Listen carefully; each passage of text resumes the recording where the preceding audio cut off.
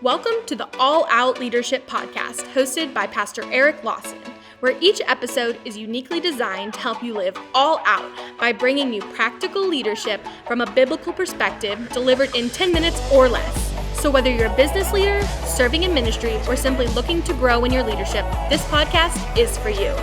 Before we dive into this week's topic, make sure to subscribe to the podcast and download the show notes at ericlawson.com/podcast. And while you're at it, feel free to share the content on social media. Now, let's join Pastor Eric for this week's conversation. Hey everyone, welcome to another edition of the All Out Leadership Podcast. We're continuing in the life of David, and today we're going to be talking about from hero to zero.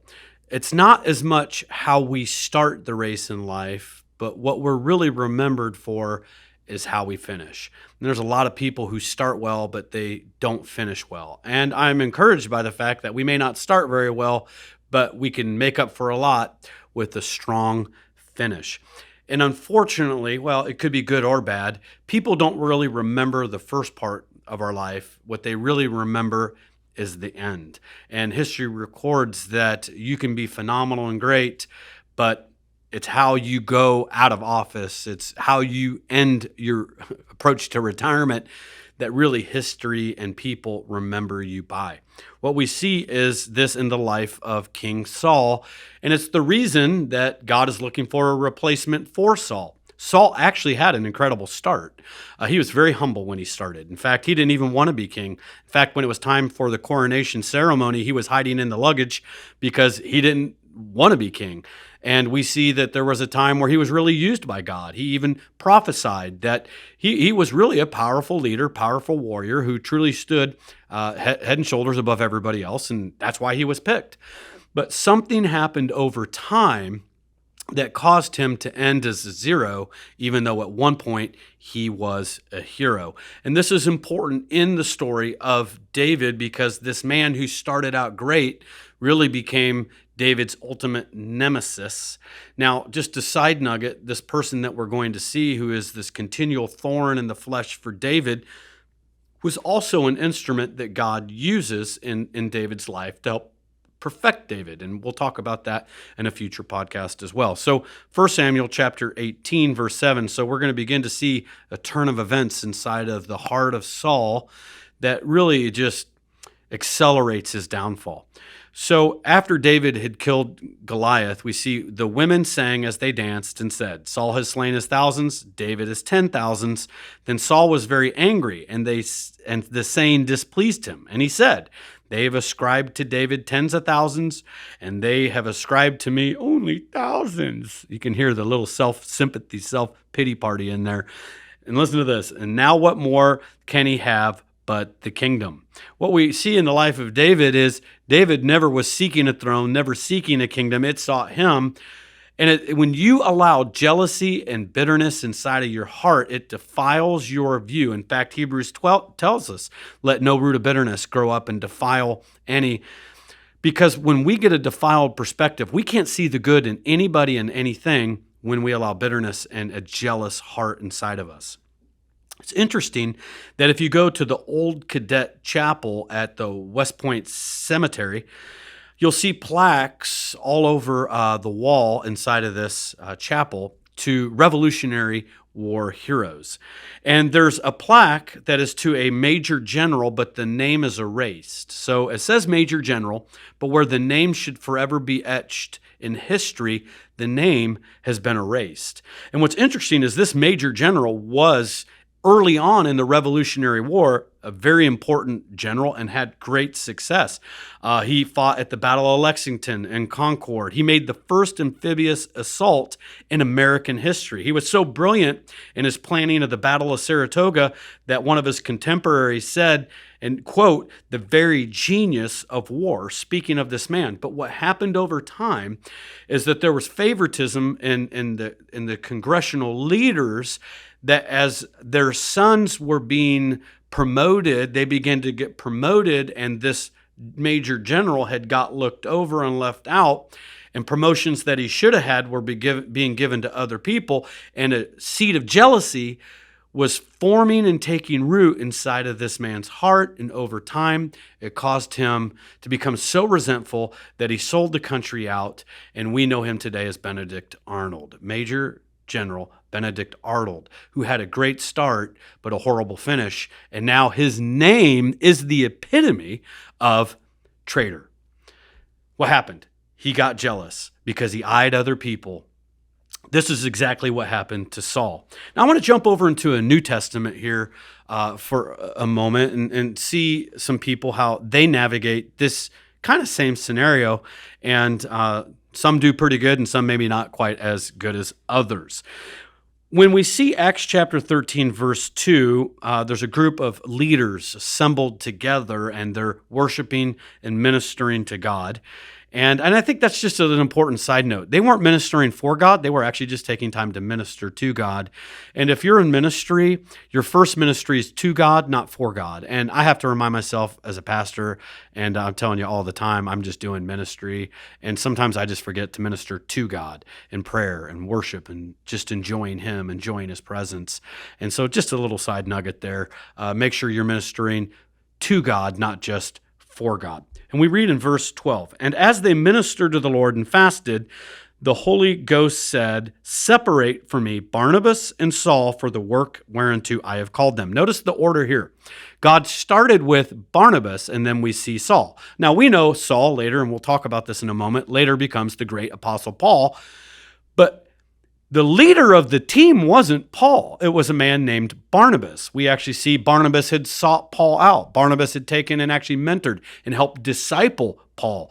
And we see that here the leader has Paul with him, or Saul with him, and they get sent out on a great missionary adventure. But then we read some great ministry starts taking place, and we come to this interesting verse 13 of the same chapter.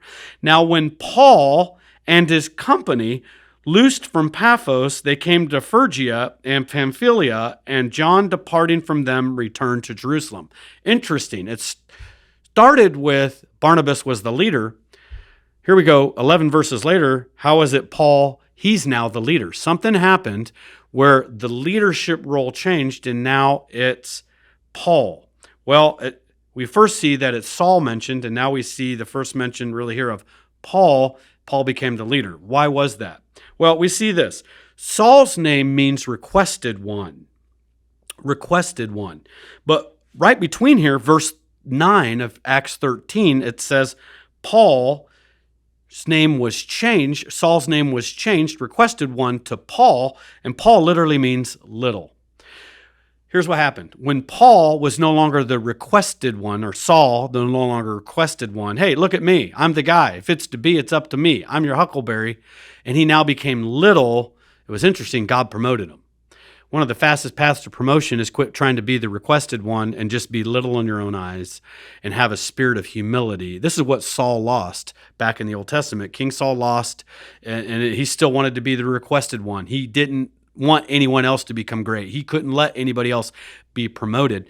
So what we see is Barnabas is to be commended here because he actually lets God do his thing, and we see that he lets Paul become the leader of the company. He sees the gift inside of Paul, and he goes with the flow. Now, we do see something interesting, though. There's a man that can't handle it, and his name is John Mark. John Mark, after Paul becomes the leader and Barnabas, his uncle, is no longer the leader, we see John Mark bail.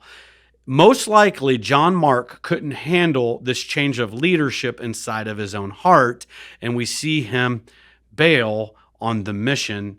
And it's unfortunate. There's a lot of people who are threatened when leadership changes take place. They're threatened when somebody else's gift begins to exceed them. When they get promoted, they begin to increase. Really, it says a lot about your character when you handle not your success, but when you handle other people's success. Can you recognize what God is doing in other people's life? Can you celebrate that? And not only that, can you support that? Or are you threatened by it? Are you murmuring? Are you undermining them? Are you sowing seeds of discord? Well, yeah, I don't know. Did you know about them? And, well, I don't think they're really qualified for that. Well, remember back then when, and it's that little spirit of discord that you undermine the new boss, the new leader, that new person that got the promotion you thought you should have had. that means you have small character. Now, God can fix it. Just ask his forgiveness and repent. But let God fix that inside of you. The greatness of somebody is really measured by how you handle the greatness and promotion of somebody else. And we see that Barnabas did a good job, but not so much John Mark. Now, what I do love is that if you're a John Mark, if you have messed up, if you have been Saul and you haven't managed well the success of other people, you have jealousy inside of your heart. God's not done with you.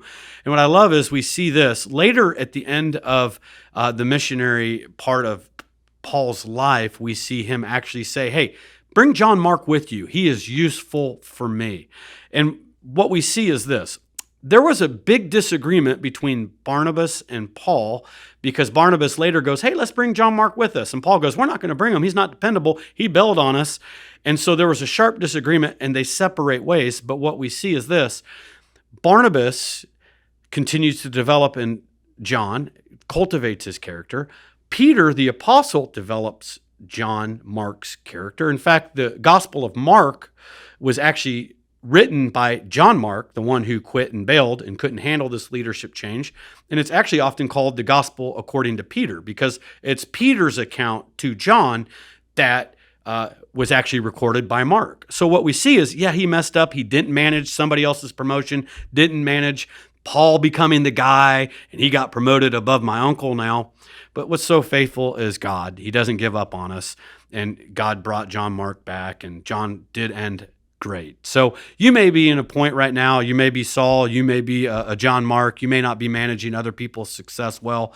God's not done with you. Ask his forgiveness and continue to grow, and you too can still have a great ending like John Mark. Look forward to seeing you next week as we continue on the life of David. Thank you for joining us on the All Out Leadership Podcast. We hope you gained new biblical insight that challenged you to grow in your leadership. If you've enjoyed this week's episode, we would love your help in getting the content out farther. You can help by subscribing to the podcast at ericlawson.com/podcast and telling others about it.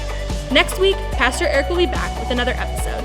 So until then, we hope you have a great week being an all-out leader.